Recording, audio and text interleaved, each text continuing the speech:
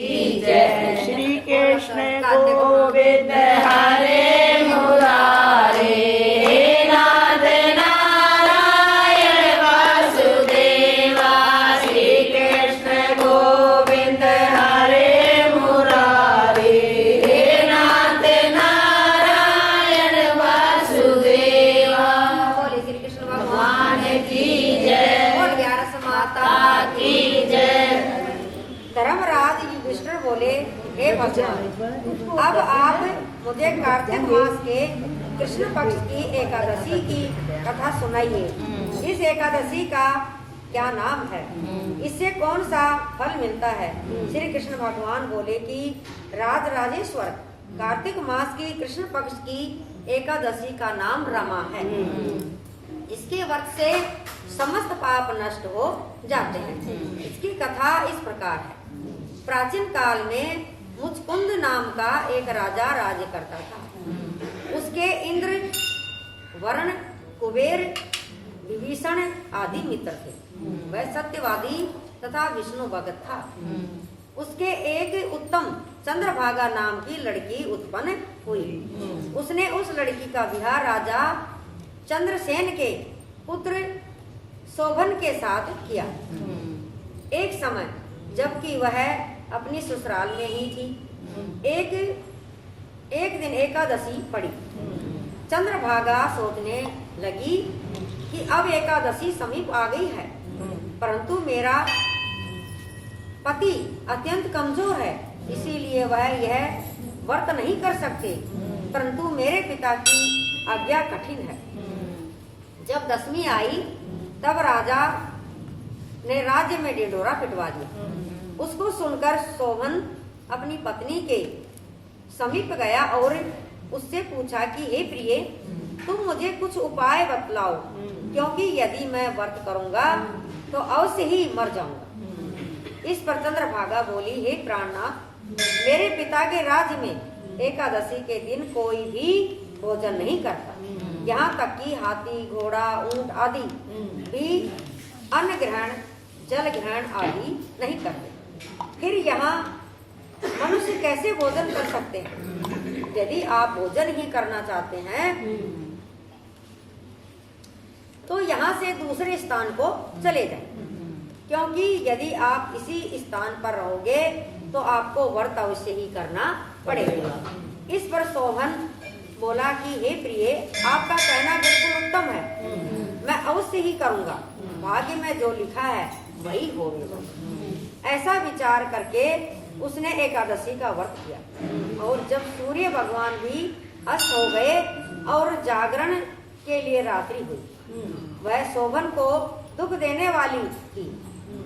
दूसरे दिन प्रातः से पहले शोभन इस संसार से चल बसा। राजा ने उसके मृतक शरीर को दहन करा दिया।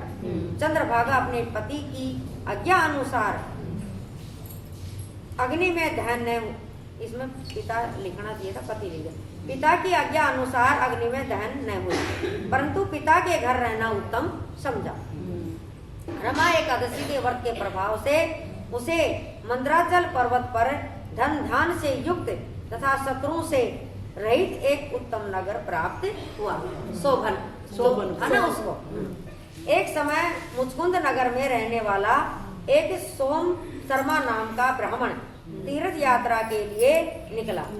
उसने घूमते घूमते उसको देखा। उस ब्राह्मण ने उसको अपने राजा का जमाई जानकर उसके पास गया। राजा शोभन ब्राह्मण को देखकर आसन से उठकर खड़ा हुआ।